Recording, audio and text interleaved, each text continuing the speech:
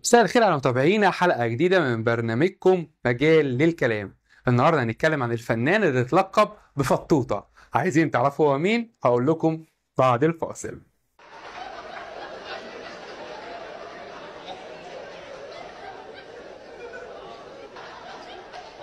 آه، أصل مكتوب في كتاب قبل النظيرة أغسلها بالدقيق. جبت الدقيق منين؟ دورت في كل مكان في البدروم على الدقيق، وفي الآخر عرفت أنت بتشيله فين؟ فين؟ طبق قد كده تحت الحوض مليان دقيق، غسلتها بيه كله. تحت الحوض. آه، خدت من اللي تحت الحوض. حطيت عليه.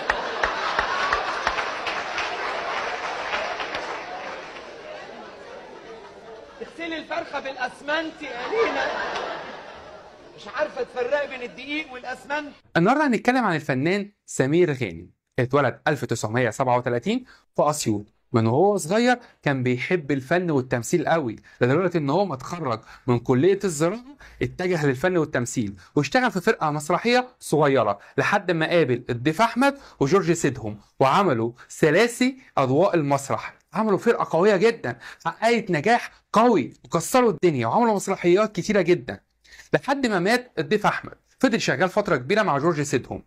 بعد كده قرر ان هو يبدأ كممثل كوميدي لوحده، وبالفعل عمل بصمة مفيش ممثل او فنان عرف يعملها لما عمل دور فطوطة. لغاية النهاردة مرتبط بفوازير رمضان. كل ما يجي شهر رمضان الكريم لازم الناس تفتكر فطوطة.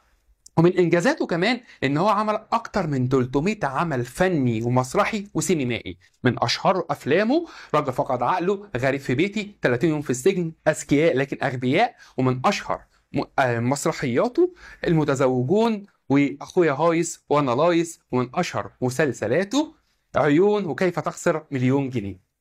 الجوائز التي حصل عليها، حصل على تكريم من مهرجان القاهرة السينمائي الدولي، وتكريم من مهرجان اسكندرية الدولي، وتكريم من نقابة المهن التمثيلية. أما في حياته الشخصية تزوج من الفنانة الكبيرة دلال عبد العزيز، وأنجب منها دنيا سمير غانم وإيمي سمير غانم، الفنانات المشهورة. في حياته بقى الشخصية كان حياته هادية، كان بيحب الضحك والهزار ويحب اللمة.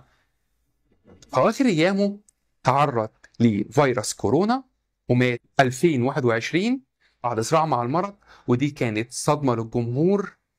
بس لغاية النهاردة لسه الناس فاكراه بأعماله اللي لغاية النهاردة لازم ما تشوفها لازم تضحك من قلبه. رحل عن عالمنا وليس عن الذاكرة، تاركا لنا بصمة كبيرة في عالم الفن. وبكده خلصت حلقتنا، واستنونا في حلقة جديدة ومجال جديد للكلام مع حسام حسن على قلب الحدث. سلام.